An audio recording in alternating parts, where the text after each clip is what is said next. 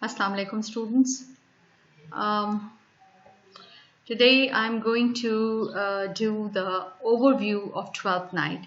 So let's start off with the basics. We discussed the background in the previous lecture, and I've already shared with you the texts since there is non-availability of the stuff in the markets and it's difficult to approach the markets. So therefore I have already shared these texts with you, and in front of you people on the screen, as you can see, that these are the characters in the play. So let me introduce these characters in the play to you first. Now the place or the realm, R-E-A-L-M, realm, the place where this whole play is set is Illyria. It's an imaginary place, of course, but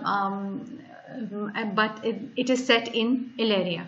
So characters in the play, starting from Orsino, like I said in the previous lecture, the Duke of Illyria, he's the Duke of Illyria, the protagonist, and Orsino was also the dignitary who was a guest at Queen Elizabeth's court, in which this play was performed in 1600, in December to 1601 or January of 1602.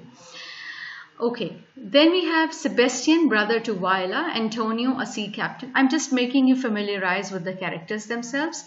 So you need to have these books in front of you. Antonio, a sea captain, friend to Sebastian. Another sea captain, friend to Viola. Well, these are this is a minor character. Then Valentine and Curio. These are two gentlemen attending on the Duke of Orsino. Right? Sir Toby Belch, kinsman to Olivia. Now, Olivia is another important character. We'll talk about her in detail. Sir Andrew Aguecheek is a friend to Sir Toby Belch. Malvolio, steward to Olivia. Fabian, a gentleman in the service of Olivia. Festive fool to Olivia. Olivia, a rich countess, who also is living in this place or this city, which is known as Illyria. So, but she is a countess. Now, countess and duke, these are different titles which are given. For example, in the previous play also of King Lear, you must have seen, we have seen, right, that there was Kent of Kent was Earl of Gloucester, and the Duke of Albany and Duke of Cornwall. So these are different ranks, right?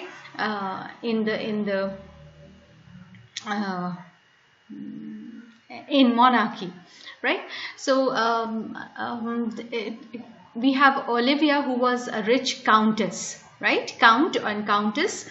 She was a rich countess. Viola is in love with the Duke. Maria is Olivia's gentlewoman, small of stature. Lords, priests, sailors, officers, musicians, these are some minor. Well, this was in your book, and I am reading it from, you must have had it in front of you people. This is on, the PDF is on page number 37, but if you just look at the page itself, it is, let me see. Well, there's no page for this character list. Anyway, so this is one thing. Now, let's come to this. Right? For your convenience, I've just taken this from internet, and it will be easier because this is what I actually used to do on the board, and this is a big help for me. So here we have these characters. Now these three characters are the main characters: Viola, Duke Orsino, Countess Olivia. While I'm going to give you the story overview, the plot overview, I'm also going to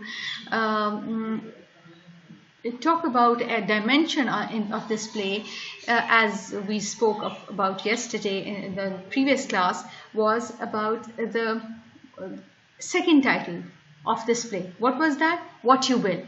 Now, what you will means whatever, you know, the title is not important. In other words, another very important aspect comes out of this dimension of what you will, is that all these names, as you will see, they are emblematic. Emblematic, EMBLEMATIC. Emblematic means they reflect their character, and that's a very that's a technique which Shakespeare has used to his advantage, that he has used these names, and the importance of these nomenclature, their names, the nomenclature is something which I'm going to talk about besides I'm telling you about the story. Now let's talk about Duke Orsino. Duke Orsino is the Duke of this place called Illyria, and we are told the play opens, the first very scene opens with the music, and the words of Orsino as, if music be this food of love, play on, give me enough of it, that so I may sicken and may die, right? So immediately the reader or the audience is made aware of the personality of this person who is Duke Orsino, who is who seems to be in some love grind or something like that, right? Because the way, and what I'm going to do is, the strategy on this play with you people would be that I would be playing that that video which I have selected out of many, again a BBC one, where we have the text itself as well as the a movie would be played in front of you in this in these series of lectures. So Duke Orsino is we are told that he is in love with Countess Olivia. We are not told, but we are only told that she is beautiful and all those things in the first scene. The second scene, we are introduced to Viola. Now Viola is a person who is a twin to Sebastian. Right? Viola and Sebastian, we are told that they are twins, and their ship actually wrecked. They had a shipwreck at the on the outskirts of Illyria, and that is why they've landed here. Viola has landed. So far we know about Viola. She lands on this realm of Illyria, and she is helped and rescued by a sea captain, a minor character, right? It's not mentioned over here in this one, but it was there in Sea Captain. See, another sea captain, friend to Viola. So he was the one who helped Viola in her rescue. Now when she is rescued, she asks that captain, what is this place? And he tells her that this place is called Illyria, and she says okay, and she says that my father used to talk about this place Illyria. There was a duke who was ruling this place, she's told by the sea captain that he is still Duke Orsino. It is still, and she says that he was a bachelor then, and she say the captain tells her that he is a bachelor now. Immediately in the second scene, it is established that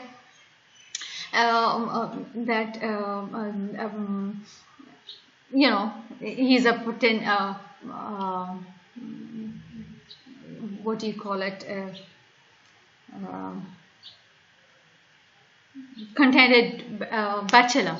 Anyway, so that is established. Then we have Viola now asks sea captain that make me get disguised as an eunuch. Eunuch is वो जो ख्वाजा सरा होते थे जैसे पहले महल्लात में, उसको कहते हैं eunuch, or you know the middle, what we can call it as the mixed middle gender. All right. So why does she do that, and why does she ask, why does she request the sea captain to help her like that? It is for the simple reason that it is a very difficult place for women to mark their way in an unfamiliar land, and that is why she asked the sea captain to help her disguised as an eunuch, so that she may go and work for in Duke Orsino's court and find a livelihood. And she also regrets the fact that she does not know whether her twin brother Sebastian is alive or dead. She does not know, because the ship wrecked and she landed on one part of the island, and Sebastian probably might have landed on another part of the island, and or might have died. So this is what we are so far told. Anyway, so now we are told in the next scene, we see that Viola, now disguised as Cesario.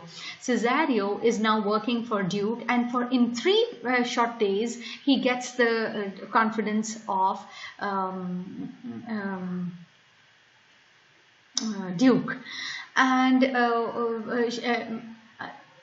Duke now asks Viola, I'm now going to use the second name, Cesario, to go to Countess Olivia and tell her that how Duke Orsino loves her.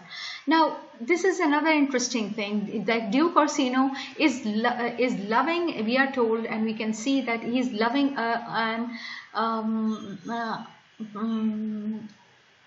an icon or iconic beauty, and he has just seen her once. He does not know anything about Olivia. Anyway, so instead of going to her Countess Olivia himself, he is asking, first he had asked the Valentine and Curio to have gone to Olivia, but Olivia had not welcomed them, and she had not reciprocated any message in that manner. And all they came back, Valentine and Curio, his courtiers, Duke's courtiers, they had come back and told him that she says that she is mourning her brother. And then we have dialogues, we will do that in detail. Anyway, so Cesario goes to Olivia and tells her about the Duke's love.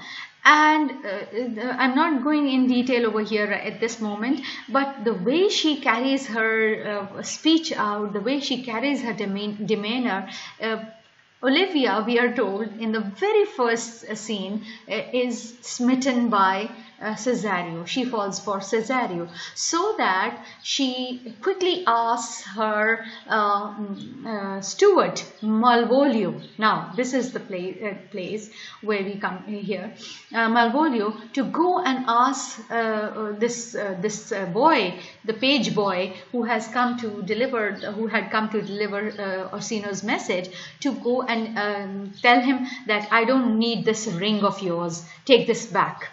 Although Cesario had not given her ring, so Countess, what she does was, but Malvolio, we would see furthermore, Malvolio goes back to Cesario and tells her that my lady says that she does not need your ring, just take it back. And Cesario says, I did not give her any ring, but cutting it short, Malvolio says, okay, he puts it on the floor, and he says that I'm putting it here, you take it or leave it, it's up to you. Now when Cesario picks up the ring, at that point but she realizes that Countess Olivia must have fallen for Cesario. All right, her mistaken identity. All right. Keep those that list of themes and questions in front of you also on one side. All right, so here we are. Now this is this love triangle established. Let me just show it to you. That look at this. Orsino loves Viola, right? Duke of Illyria, Viola's boss, is in love with Olivia, mourning her dead brother. Olivia is mourning her dead brother when she falls in love with Cesario, right? Well, Viola alias Cesario, alias means his pseudonym, dressed up as a boy, is here. And Viola, it would be told, shortly comes here, that she would fall in love with Orsino. So this is the love triangle, right? So far we have talked about this. All right, let's continue with the other characters. Now, Viola and Cesario, when he comes back to Orsino, he tells her that no, she does not allow, she does not reciprocate your love. But in that dialogue, we are told that now Viola, as a woman, has fallen for Orsino. Now, let's continue. Let's talk about the household of Countess Olivia. Very importantly, there are these characters. Now, we have Sir Toby Belch, who is her uncle, and he has a friend, Sir Andrew Aguecheek. Now, coming back to these names, I told you in the beginning that I would also point out the importance of nomenclature. Now, Duke Orsino, we have already know that he was named Duke Orsino because of that dignitary who was there in Queen Elizabeth's court in order to honor him. Viola is also a musical instrument, violin. Right? Viola is a name taken. So because it's a comedy and it starts with a music, this whole play starts with a music and it ends with music, it is the protagonist, who is sometimes called the hero as well as the heroine. We are going to discuss that in detail. Viola is a name derived from violin. Countess Olivia Shukriya. That's an ad that you come across. So that Olivia is actually the goddess of beauty. That was a Greek goddess of beauty. Olivia is actually a Greek goddess of beauty. So that was taken from there. Now, coming to here, Sir Toby Belch and Sir Andrew Aguecheek. Now, this is a very interesting. These two entities are very interesting. Interesting in the sense that Sir Toby Belch is her uncle, and he wants his friend Sir Andrew Aguecheek, who is Sir Andrew Aguecheek. Obviously, he must be wealthy also. To keep on, Sir Toby Belch wants Sir Andrew Aguecheek to keep on pursuing Countess Olivia.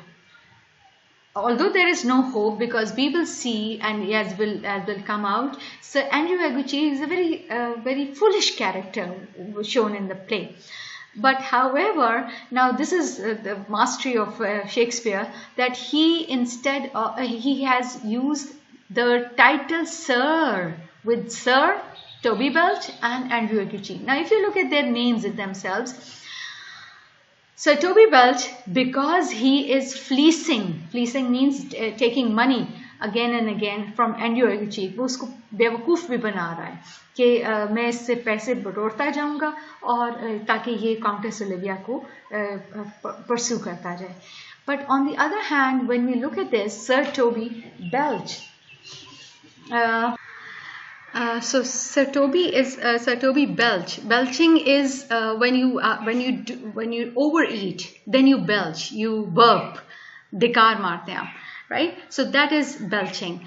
And Sir Andrew Aguecheek is like you must have seen or listened to this phrase of cheeky fellow, or when you say something you know about it, but then you are mocking it also, so you have this tongue in cheek, just like this, and you say it like that. That is a cheekiness. Or so the name Sir Andrew Aguecheek and Sir Toby Belch are emblematic of their mannerisms and of their characters, and that is what you will see in the play. And interestingly, now this is what Shakespeare has done. He has written Sir with the title Sir with Toby Belch as well as Andrew Aguecheek. In other words, this is a big satire on the titles of Sir itself, that such kind of people were being awarded with the titles of Sir, which not to say is not the phenomena today. Now we have this Fabian, the fool, right? One of the fools of Olivia. But this Fabian is nothing like the fool of King Lear. He is just a kind of a wheel in Shakespeare's hand, who is going to be a party with Sir Andrew Aguecheek and Sir Toby Belch and Maria. Now Maria is another partner. All these people are living in the household of Countess Olivia. Maria is her gentlewoman, meaning thereby her worker and her helper and her aide. And all of them together, Fabian, Andrew Aguecheek, Sir Toby Belch and Maria, they make a kind of union against Countess Olivia's steward Malvolio. Now Malvolio, again, now this is interestingly, you can say that whenever you have some malpractice, malfunctioning of a machine. So whenever you have this prefix of mal, that means that something is not functioning properly. So Malvolio is again an emblematic name for something which is something gone wrong with that person himself. And what has gone wrong with that person? Now that is in Shakespeare's time, that's an open critique on Puritanism, because Malvolio is shown as a Puritan, and Puritans, they were a sect of Christianity who wanted to correct the ills which had crept into the Christianity, and eventually they themselves indulged into certain wrong practices, became very strictly religious communities. And Massachusetts, for example, in America, Boston, Massachusetts is one place where these Puritans, they landed first Mayfair, the ship which was carrying all these Puritans, that landed there. So and they had a very big colony there in Boston, Massachusetts also. And another drama, The Crucible by Arthur Miller, is written by is about these Puritans. Anyway, so Puritanism was something which was looked down upon in Anglican Church, and that is why Malvolio is going to be made fun of by all these four partners, and including Feste. Now Feste is her Countess Olivia's fool, and he is more of a fool of King Lear, meaning in the sense that he is a gentle person, not like the fool of King Lear in that regard, but he is a gentle person in the sense that he speaks wisdom. He speaks wisdom on the face of Olivia, and when Olivia tells for her people around that she is mourning her brother Feste, he comes over and he says that, I'm going to prove to you, Olivia, that you are mistaken, in the sense that you are mourning your brother. So he says now that is another important term that I would introduce. In fact, I have introduced in Dr. Foster's syllogism. Remember that when you argue out with sound proof. So syllogism is something which he does, Feste, and he says, I'm going to prove it to you. So he asks her jestingly, jokingly, he asks her, methinks your brother is in hell. And she says, no, he is in heaven. So he says, then you are more of a fool of mourning a brother who is in heaven. So he asks the other people present, oh, take away the fool, implying that take away Olivia. All right, so that's a very interesting episode that you will watch and we'll enjoy together. Now, On the other hand, now let's come to Sebastian, her twin brother. Now we are told that time and again, Viola Cesario is sent to Countess Olivia to again and again by Orsino to give her his love message to Countess Olivia. But while this is happening, what happens is that Antonio is the one who is Sebastian, who becomes Sebastian's friend, because he is the one who has saved Sebastian from drowning. All right, and Sebastian, when he comes on the scene, he is also mourning about Viola, that he had a twin sister, and they were both on the ship, and he does not know whether she's alive or dead. And he asks Antonio that I'm going to go into this realm and see and look for my sister. Perhaps she might be, things like that. And Antonio, he gives him a purse of money, and he says that I will take it from you whenever I need it again, but right now you can just keep it in safekeeping. And he says, because I'm not coming with you, because there are people in Duke Orsino's court who are against me, and that is why Antonio does not accompany. Sebastian, when he comes in, he sees another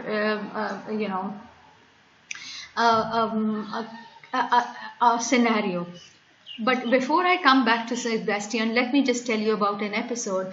Now, Cesario, since he comes again and again to Olivia, now Sir Toby Belch and Andrew Aguecheek, they get threatened by his presence, by Cesario's presence.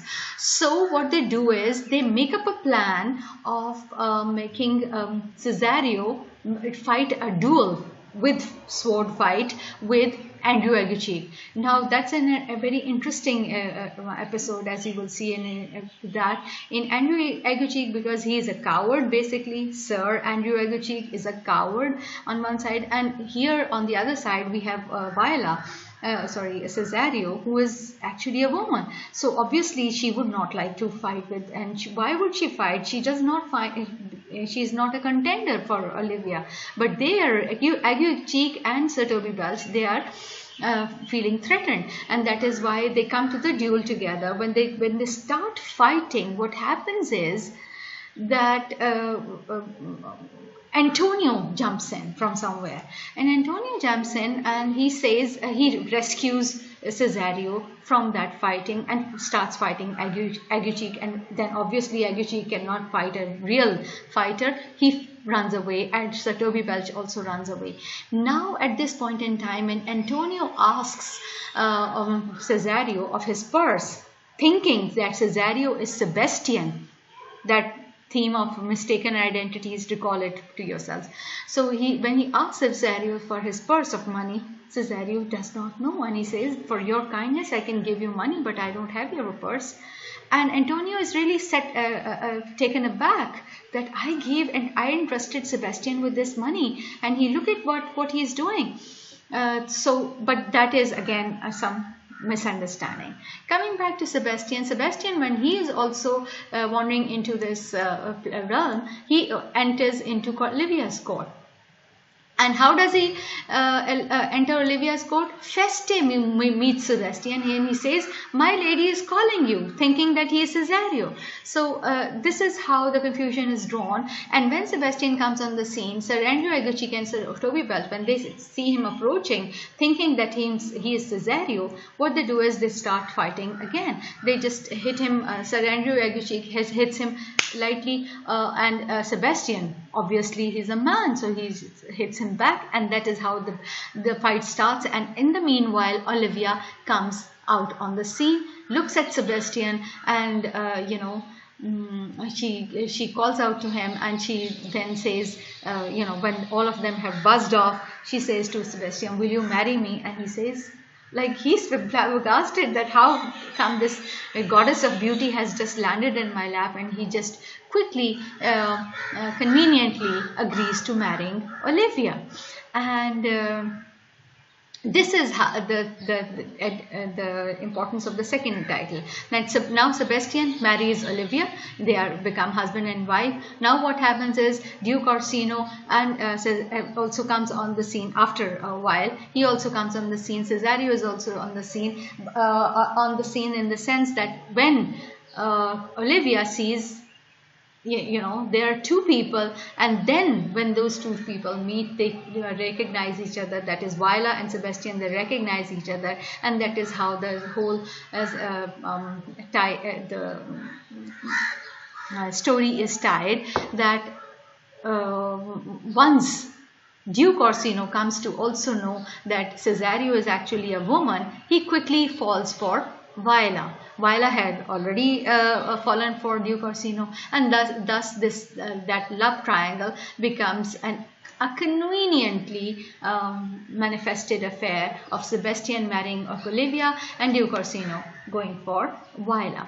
Whereas we find this character, which I have not highlighted in this overview that much, Malvolio, and what all he does and how he is wronged. Now that is another, I'm just going to leave it at that. Shakespeare shows Malvolio as a character who is a Puritan, who thinks that he is self-righteous, but at the same time he is also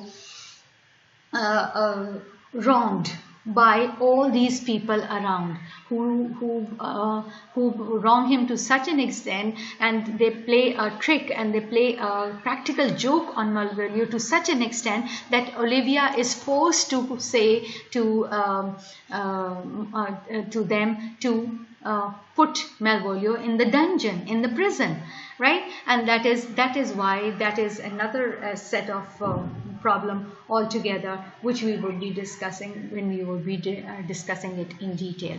I hope the storyline is clear. Starting from the small circle of the love triangle, it brings in all the different characters into its into its folds, and that's how the story unfolds. So that's all for now. Please start reading from the introductions of your books. Do not come to the next class without reading from the books. Well, the 3 lectures you will be listening to all together, but then you have to read the introduction after these 3 lectures. Thank you so much.